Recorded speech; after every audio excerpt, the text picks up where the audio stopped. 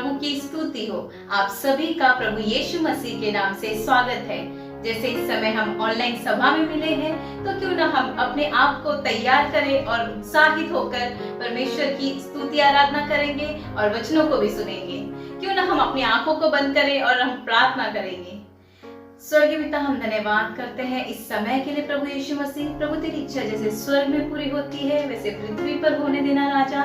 तू महान सर्वशक्तिमान परमेश्वर है, इसलिए हम धन्यवाद करते हैं।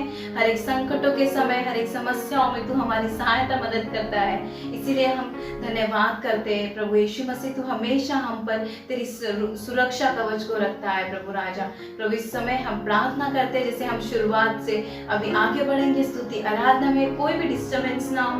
तू अगुवाई करना, तू नियंत्रण लेना, हर एक नेट कनेक्शन अच्छी तरीके से चले, कोई भी रुकावटें ना आए प्रभु राजा। तू हमें जो वचन हम सीखेंगे तो सहायता मदद कर अच्छी तरीके से हमें समझने के लिए प्रभु धन्यवाद करते हैं इस समय के लिए प्रभु राजा। जैसे हम सुनेंगे प्रभु राजा, तो हमारे कानों को सत्तर कर और सच्चे दिल और मन से तेरी आराधना करने के लिए सहायता मदद करना। धन्यवाद करते इस समय के लिए। सारी महिमा, सारा आदर, गौरव तुझे देते हुए प्रार्थना प्रभु यीशु के अभिषेकित नाम से मांगते हैं, आमीन। हालेलुया।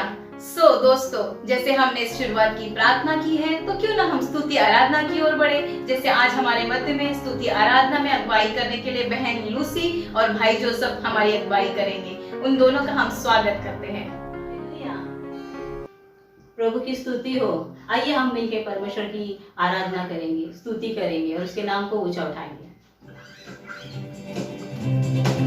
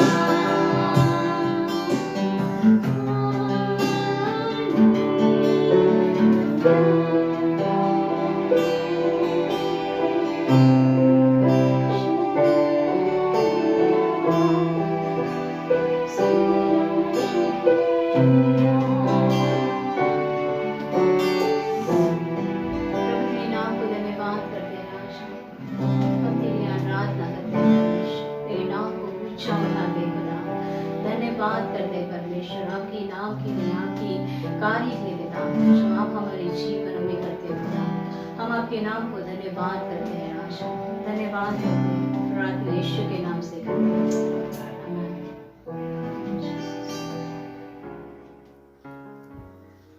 धन्यवाद बहन लूसी और भाई जोसेफ हमारे मध्य में इतनी अच्छी स्तुति आराधना अगुवाई करने के लिए। सच में दोस्तों, जो भी हमने स्तुति आराधना में सुना है, आज वो हमारे जीवन में आज तक ही ना रहे, लेकिन लगातार सप्ताह भर में अपने घरों में स्तुति आराधना करते रहना और सच में परमेश्वर के संग अच्छा समय बिताना।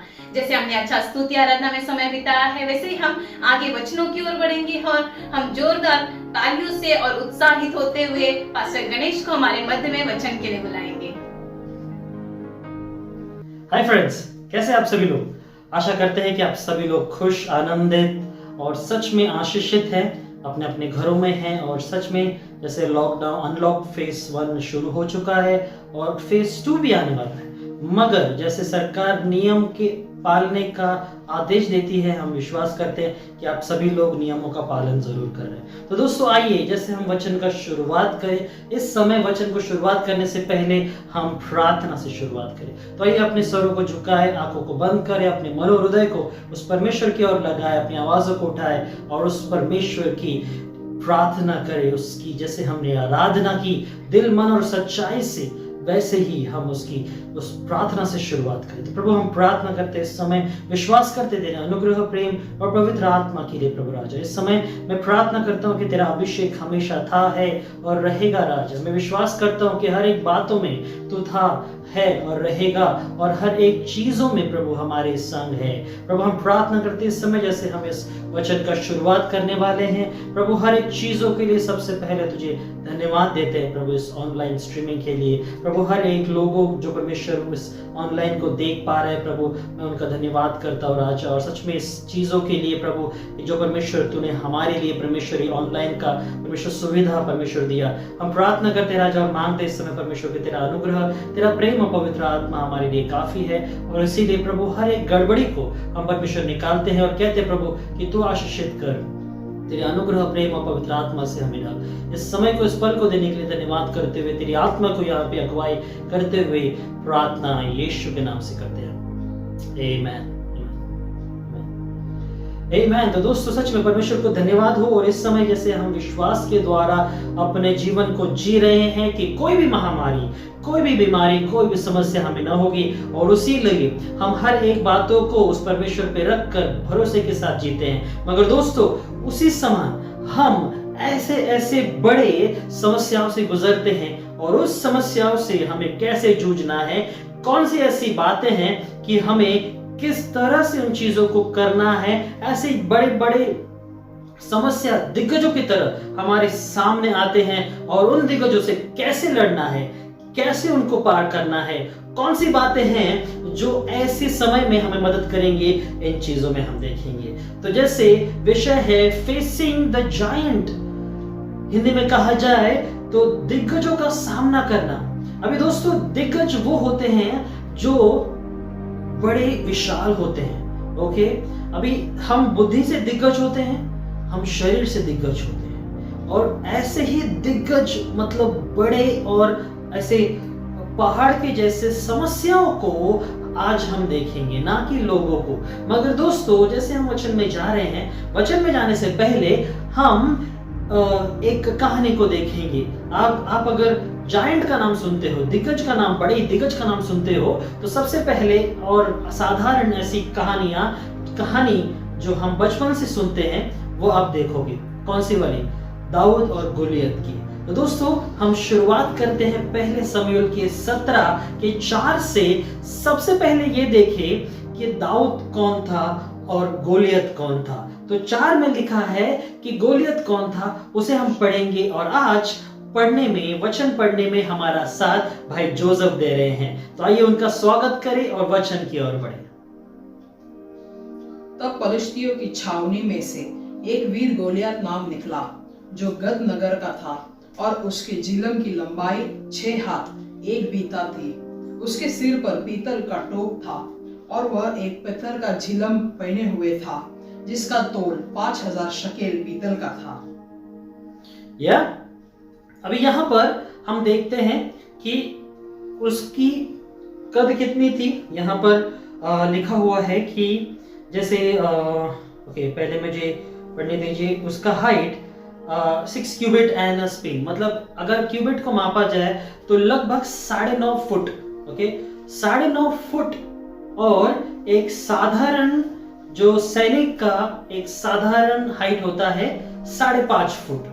ओके, 5.5 या ज्यादा 6 फुट पकड़ लो। तो 6 फुट और 9 फुट, क्या आप अंदाजा लगा सकते हो कि गोलियत कितना बड़ा और कितना विशाल होगा? वही चीज हमें दिखाती है, वही चीज हमें दर्शाती है कि 5वें में वो कैसे तैयार होकर आया था। और 7वें तक हम देखते हैं कि क्या 7वां वचन अभी हम पढ़ते हैं कि कैसे वो अपने आप को तैयार करके आता था। उसकी भाले की जड़ जुलाहे की डोंगी के समान थी और उसके भाले का फल 600 शकेल लोहे का था और बड़ी ढाल लिए हुए एक जन उसके आगे आगे चलता था। ओके, इतना वजनदार वो भाला उठाता था जो कि इतनी लंबाई में होता था।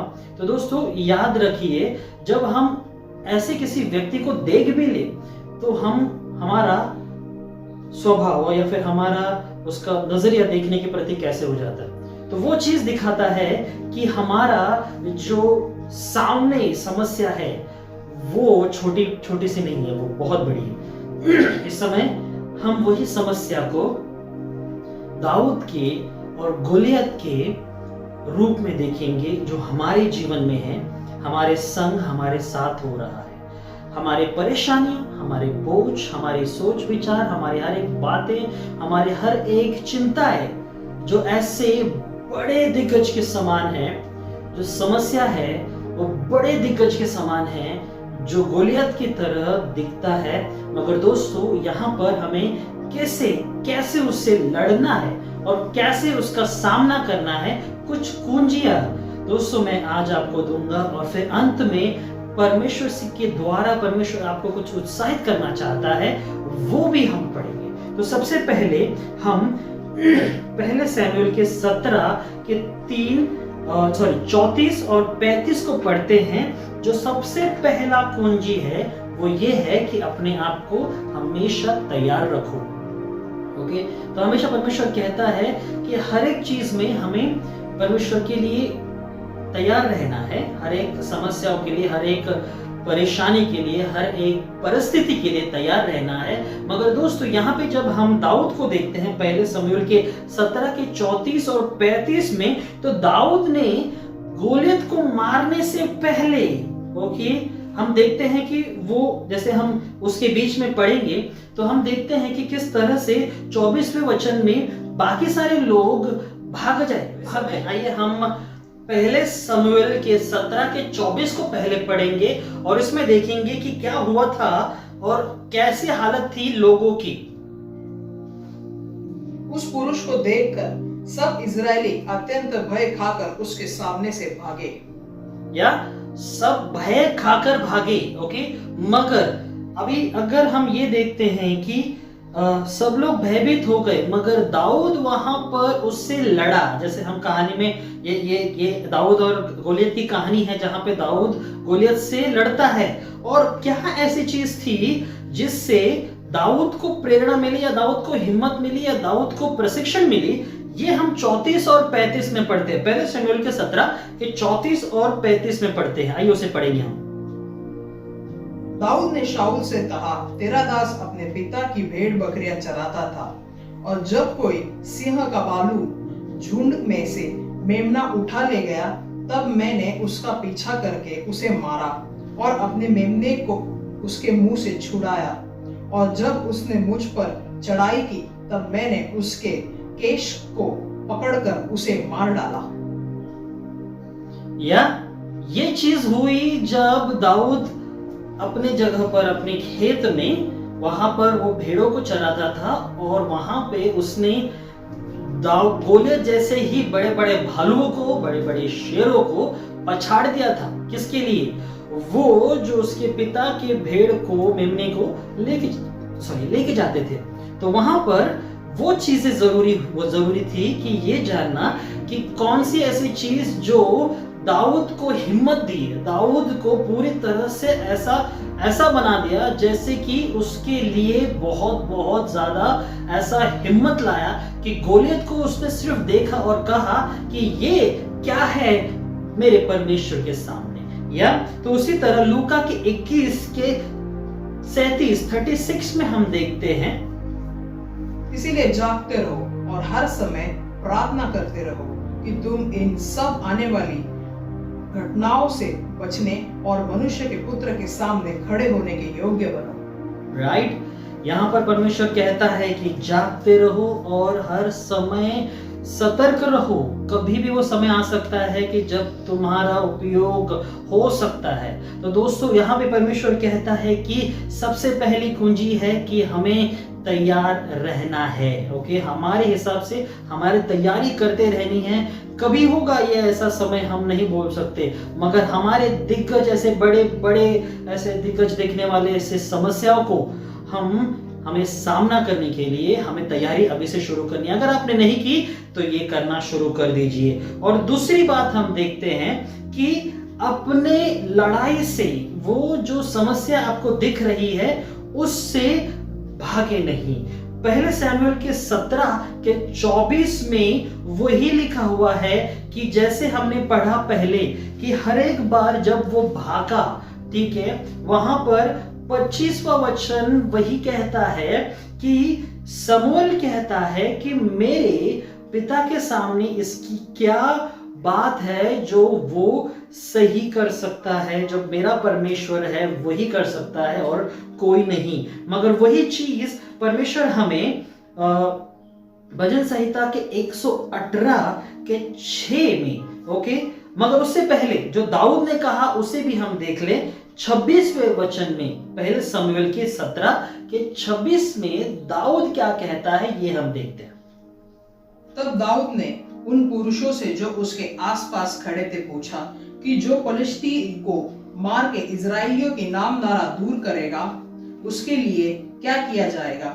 वह खतना रहित फलिश्ती तो क्या है कि जीवित परमेश्वर की सेना को ललकारे।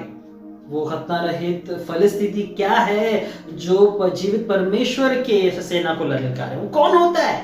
वो हिम्मत दोस्तों, वो हिम्मत हमें भी दिखानी है, राइट। और वहां से पीछे नहीं हटना है, क्योंकि जैसे हम 24 में देखते हैं कि वहां से लोग पीछे हटे, वहां भागे उस बड़े ऐसे व्यक्ति को देखकर। मगर हमारा परमेश्वर बहुत महान है दोस्तों, बहुत महान है, जो भजन संहिता के 118 के 6 में कहता है कि जब परमेश्वर हमारे साथ है। तो आइए उसे हम पढ़े, भजन संहिता 118 के 6 के वचन में। यहोवा मेरी ओर है, मैं न डरूंगा। मनुष्य मेरा क्या कर सकता है? मनुष्य मेरा क्या कर सकता है, राइट। मनुष्य मेरा क्या कर सकता है? यहोवा मेरे साथ है। दोस्तों, यही तीसरी बात है कि हमें डरना नहीं है।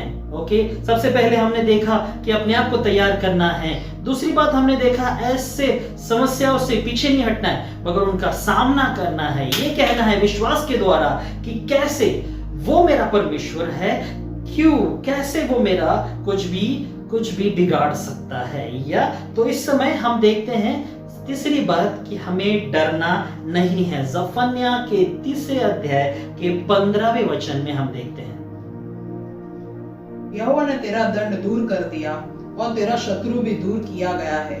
इजराइल का राजा यहोवा तेरे बीच में है, इसीलिए तू फिर विपत्ति न भागेगी।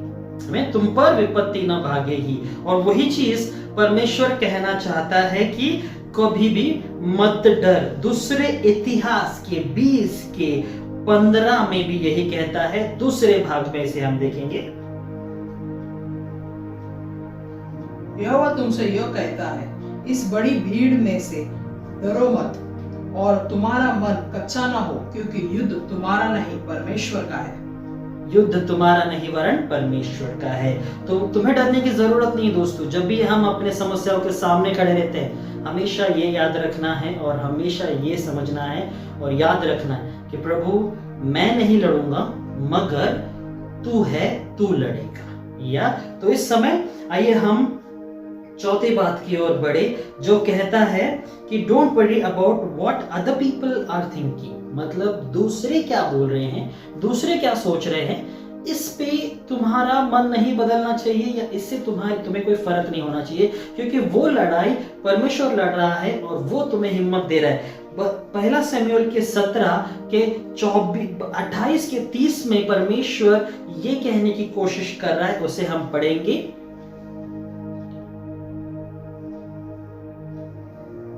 जब दाऊद उन मनुष्य से बातें कर रहा था, तब उसका बड़ा भाई एलियाब सुन रहा था, और एलियाब दाऊद से बहुत क्रोधित होकर कहने लगा, तू यहाँ क्या कर आया है? और जंगल में उन थोड़ी सी भेड़ बकरियां तू किसके पास छोड़ आया है? तेरा अभिमान और तेरे मन की बुराई मुझे मालूम है। तू तो लड़ाई देखने के लिए यहाँ आया है। दाऊद ने कहा, मैंने अब क्या किया है? वह तो नीरी बात थी। तब उसने उसके पास से मुंह फेर कर दूसरे के सम्मुख होकर वैसी ही बात कही, और लोगों ने उसे पहले की नाई उत्तर दिया। ओके, यहाँ पे हम देखते हैं कि किस तरह से उसके भाई ने उसको डांटा और कहा कि तू यहाँ पर क्यों आया? ठीक है, मैं जानता हूं कि तू यहाँ पे लड़ाई देखने आया। उसका मन भटकाने की कोशिश की, उसको वहां से जाने को कहा, मगर दाऊद ने ये कहा कि मैं यहाँ पे तो सिर्फ लड़ाई देखने आया हूँ। ओके, मैं क्या कर रहा हूँ यहाँ पर? और उसने उन चीजों से अपनी बातों को फेर दिया, मुंह फेरा। क्यों फेरा? अभी दोस्तों यहाँ पे बहुत जरूरी है ये समझना कि जब हम अपने चीजों को, अपने लक्ष्य को समझते हैं कि ये हमारा समस्या बोलते हैं ना, कि जो हमारी बाधा है और बड़ी दिग्गज के समान ये दिखने वाली ऐसी समस्या है, वो मेरा लक्ष्य है। लोगों के साथ समय बिताने से या फिर लोगों के साथ समय व्यर्थ घलाने से कुछ फायदा नहीं होगा। दाऊद को ये पता था। उसने तुरंत अपने भाई को शांतिपूर्वक और बिना किसी ऐसे कड़वे बातों से उसने शांति से कहा कि मैं क्या कर रहा हूं, मैं तो यहाँ पे सिर्फ बोल रहा हूं। ओके, मैं तो सिर्फ बोल रहा हूं। और वहां पे वापस उसने अपना मुंह फेरा और वहां पे वो उन चीजों पे ध्यान दिया जिस पे ज्यादा जरूरी है। उसी तरह हिब्रानियों के 13 के 6 में परमेश्वर यही कहता है, आइए उसे हम देखें। इसलिए हम बेधड़क होकर कहते हैं कि प्रभु मेरा सहायक है, मैं न डरूंगा। मनुष्य मेरा क्या कर सकता है? मनुष्य मेरा क्या कर सकता है? ओके, वही चीजें हमें ध्यान में रखनी है दोस्तों, कि मनुष्य हमारा क्या कर सकता है। मगर हम क्या करते हैं, हम मनुष्य को सौंप देते हैं हम अपने आप को, और फिर झगड़ा कर लेते हैं और अपने लक्ष्य से हट जाते हैं और वहां पे ध्यान देते हैं। मनुष्य क्या कह रहा है, क्यों कह रहा है, हमारे लक्ष्य से अगर हमें वो भटका रहा है तो उस पे ध्यान मत दो। ठीक है, मगर हम कभी कभार, बहुत बार ऐसे भी होता है कि हम कुछ और चीजें बात कर रहे हैं और कुछ चीजें अलग टॉपिक निकल जाता है और हम उस पर चर्चा करने बैठ जाते हैं, मगर उस चीज का सुझाव हम नहीं निकाल पाते। वही दोस्तों हमें करना है, हमें इन चीजों पे ध्यान नहीं देना है, मगर वो चीजें जो जरूरी है उन पे ध्यान देना है, क्योंकि वो है जो परमेश्वर रखना चाहता है और शैतान लोगों के द्वारा हमें भटकाने की कोशिश करेगा। और उसी तरह कुलुस्सियों के 3 के 23 में भी परमेश्वर यही कहता है कि जो भी तुम्हें करना है मनुष्य के लिए नहीं, परमेश्वर के लिए करो। उसे हम पढ़ेंगे समय। और जो कुछ तुम करते हो तन मन से करो, यह समझकर कि मनुष्य के लिए नहीं परंतु प्रभु के लिए करते हो। प्रभु के लिए करते हो, राइट? ये चीजें जरूरी है। तो दोस्तों चौथी बात ये थी कि अपने आप को ये मत सोचो कि लोग क्या कह रहे हैं, मगर दोस्तों यहाँ पर अभी हम 5वीं बात को देखते हैं कि 5वीं बात ये है कि अपने हथियार को चुनो। ओके, दाऊद ने भी वही किया, जैसे हम पहले शमूएल के 17 के 38 से 40 में हम देखते हैं। वो लोगों ने उसको एक वस्त्र दिया, उसने पहनने की कोशिश की, मगर उसने वो किया जो उसको सही लगा। उसे हम पढ़ते हैं। तब शाऊल ने अपने वस्त्र दाऊद को पहनाए और पीतल का टोप उसके सिर पर रख दिया और झिलम उसको पहनाया, और दाऊद ने उसकी तलवार वस्त्र के ऊपर किसी और चलने का यत्न किया। उसने तो उनको न परखा था, इसीलिए दाऊद ने शाऊल से कहा, इन्हें पहने हुए मुझसे चला नहीं जाता, क्योंकि मैंने नहीं परखा। और दाऊद ने उन्हें उतार दिया। तब उसने अपनी लाठी हाथ में ले नाले में से 5 चकने पत्थर छांटकर अपनी चराही की थैली अर्थात अपनी झोली में रखे और अपना गोफन हाथ में लेकर पलिश्ती के निकट चला। या दाऊद ने क्या किया दोस्तों? दाऊद ने यही किया कि जब उसको वो वस्त्र दिए गए जो सच में एक सैनिक पहनता है, मगर वही बहुत भारी था।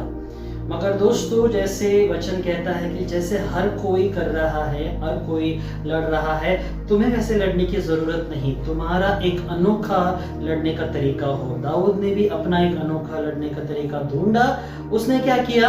उसने नाले में से 5 ऐसे पत्थर उठाए, ओके, और फिर वो अपनी लड़ाई के भूमि पे बढ़ चला। और उसी तरह परमेश्वर सबसे पहले ये कहता है उसी भागों में कि जो कुछ भी मिले वो मत लो, मगर वही लो जो तुम्हारे लिए सही है।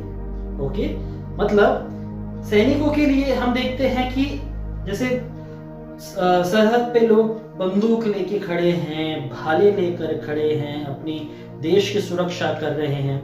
मगर दोस्तों, जैसे परमेश्वर का वचन कहता है कि हमारी लड़ाई आत्मिक है। दूसरे कुरिन्थियों के 10:4 में परमेश्वर यही कहता है, उसे हम देखते हैं। क्योंकि हमारी लड़ाई के हथियार शारीरिक नहीं, पर गढ़ों को ढा देने के लिए परमेश्वर के द्वारा सामर्थ है।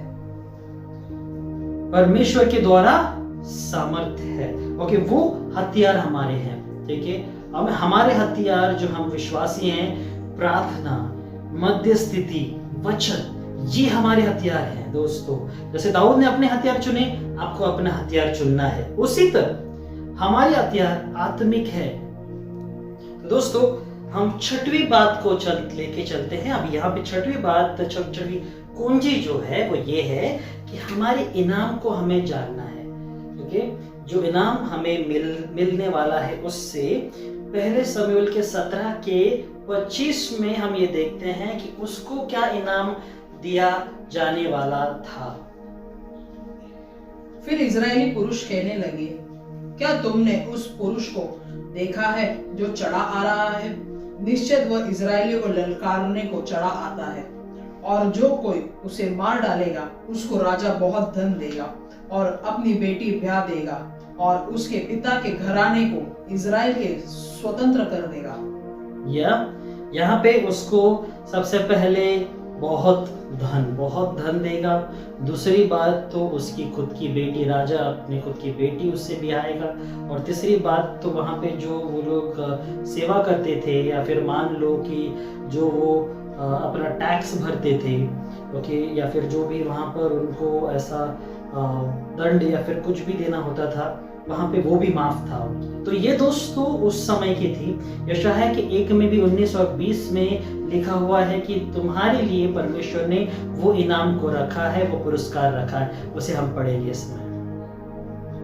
यदि तुम आज्ञाकारी होकर मेरी मानो तो इस देश के उत्तम से उत्तम पदार्थ खाओगे, और यदि तुम ना मानो और बलवा करो तो तलवार से मारे जाओगे। यहोवा का यह वचन है। या अगर तुम परमेश्वर की मानो तो इस संसार की उत्तम से उत्तम पदार्थों को भी तुम खा पाओगे। तो दोस्तों, ये चीजें हैं जहां परमेश्वर जो हमें करने के लिए कहता है, परमेश्वर आशीष भी देता है। अंत में परमेश्वर वो भी कहता है कि उसका एक इनाम भी है। मगर दोस्तों, जो उसकी इनाम के लिए जो हमें मेहनत करना है वो हमारा है। उसी तरह सबसे पहले है कि अपने आप को हमें तैयार रखना है, तैयारी करते रहो।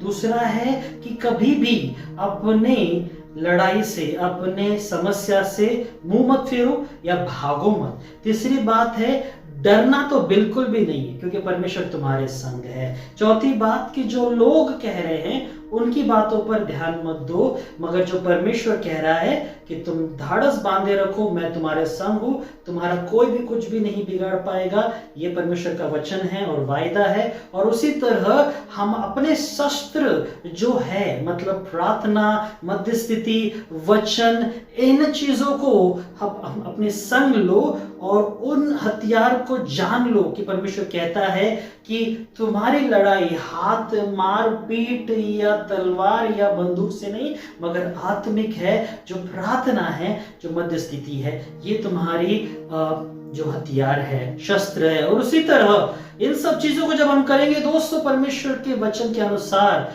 वो इनाम तुम्हारे लिए रखा है जो इनाम दाऊद को मिला, और वही इनाम परमेश्वर ने तुम्हारे लिए भी रखा है। ये यशायाह के 1:19 में कहते हुए कि जो कोई जो कहा है वैसा करेगा, वो इस धरती के उत्तम पदार्थों को खाएगा। तो दोस्तों बहुत बहुत अच्छी बात है। और उसी तरह परमेश्वर कुछ वचनों के द्वारा तुम्हें उत्साहित करना चाहता है। इफिसियों के 6:12 में परमेश्वर कहता है कि हमारी लड़ाई जो है वो आत्मिक होनी चाहिए। इसे हम पढ़ेंगे दोस्तों। क्योंकि हमारा यह मल युद्ध लहू और मांस से नहीं, परंतु प्रधानों से और अधिकारियों से और इस संसार के अंधकार के हाकिमों से और उस दुष्टता की आत्मिक सेनाओं से है जो आकाश में है। हमारी लड़ाई किससे है दोस्तों?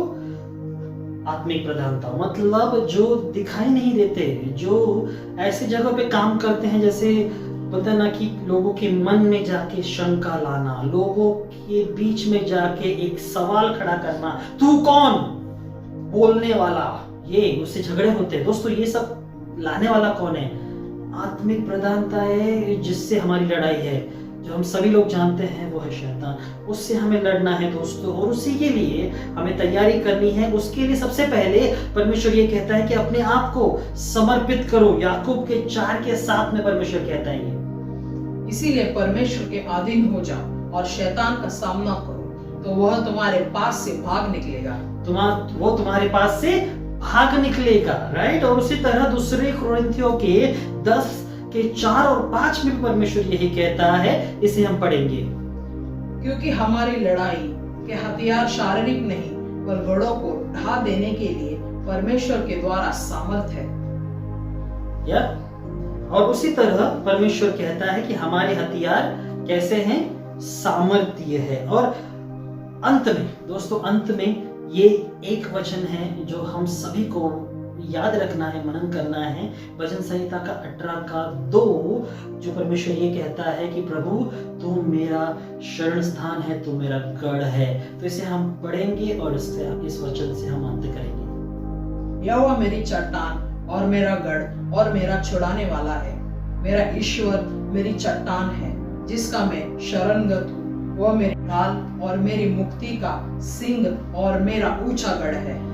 वह मेरा ऊंचा गढ़ है। तो दोस्तों हर एक समय जो भी चीजें हम देखते हैं, जो भी चीजें हम जानते हैं, समस्या आती है, हर एक बातें, मगर परमेश्वर कहता है कि मैं तेरा वो चट्टान हो, वो सामर्थ ऐसे जगह शरण स्थान हो जहाँ पे तुम्हें कभी नहीं छोड़ूंगा, कभी नहीं त्यागूंगा। और जो कोई जब भी उस पर विश्वास करता है, परमेश्वर उसकी सहायता हमेशा करता है। तो दोस्तों ये लड़ाई हमारी नहीं, वो परमेश्वर की है, मगर हमें उसे अपनी सूझ और बूझ से लड़ना है, क्योंकि वो लड़ने में हम सिर्फ एक जरिया है, मगर हर एक प्रकार में मार्गदर्शन करने वाला और सच में लड़ने वाला वो परमेश्वर है। तो दोस्तों हमारे ऐसे बड़े बड़े दिग्गज समान ऐसी समस्याओं को जब हम देखते हैं, जब हमें कोई भी आशा समझ में नहीं आती, कोई भी ऐसी दिखाई नहीं देती, और वहां पर हम देखते हैं कि ऐसी चीजों में हम बातों को नहीं समझ पाते, लोगों की हम चीजों को नहीं जान पाते कि कौन सी ऐसी चीज है जो शायद हमें भटका रही है, कौन सी ऐसी बात है जो हमें समझ में नहीं आ रही है। तो दोस्तों इतना याद रखो कि प्रभु तू मेरा चरवाहा है, तू मेरा महान गढ़ है। तो प्रभु इस समय आइए हम प्रार्थना करें और विश्वास के द्वारा अपने आप को समर्पित करें। कहे कि प्रभु भले कितनी भी बड़ी समस्या क्यों ना हो, जॉब जा चुकी है, कर्जा है, हर एक समस्या है, हर एक परेशानी है, मगर इन सब चीजों से मैं लड़ूंगा क्योंकि तू मेरा शरण स्थान है, मेरा गढ़ है, मेरा संकट में सहायक है। तो दोस्तों आइए परमेश्वर को अपने सारे बोझ को, सारे समस्या को देकर हम इस समय को परमेश्वर की ओर उठाए और प्रार्थना के द्वारा अंत करें।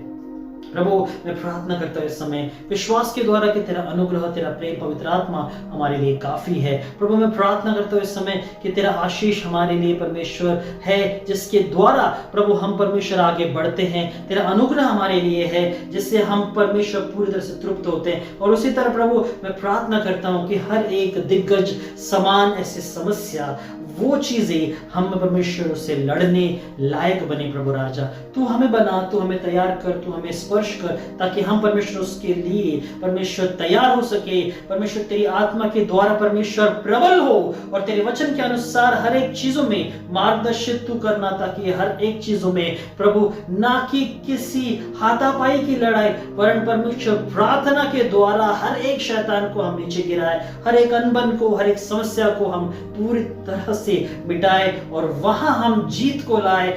वहां पर परमेश्वर जो तूने हमारे लिए रखा है वो है प्रेम, वो है एकता, वो है संगति, वो है परमेश्वर आशीष जो तू हम सबको देना चाहता है, क्योंकि तू हम सबसे प्रेम करता है। तो इसलिए प्रभु हमें मदद कर, हमें परमेश्वर सही मार्गदर्शन कर, सही ज्ञान और बुद्धि दे। प्रभु इस समय को हम तेरे हाथ में देते हैं और कहते हैं प्रभु कि तू आशीष कर, तू स्पर्श कर। सारी महिमा इस समय तुझे देते हुए इस समय को, इस वचन को, इस संगति को देने के लिए धन्यवाद करते हुए प्रार्थना यीशु के नाम से करते हैं। आमीन। आमीन। तो दोस्तों सच में बहुत अच्छा लगा आप सभी को देखकर कि परमेश्वर का वचन आप सुन रहे हैं। आप इस चीजों को ना भूले कि परमेश्वर ने आपके जीवन में क्या रखा है और उसी समान करे। परमेश्वर आपको आशीष करे और आपको सुरक्षित रखे। हम सभी ने आपको प्रार्थना में रखा है और सभी का नाम लेकर हम प्रार्थना करते हैं। परमेश्वर आपको आशीष करे। धन्यवाद।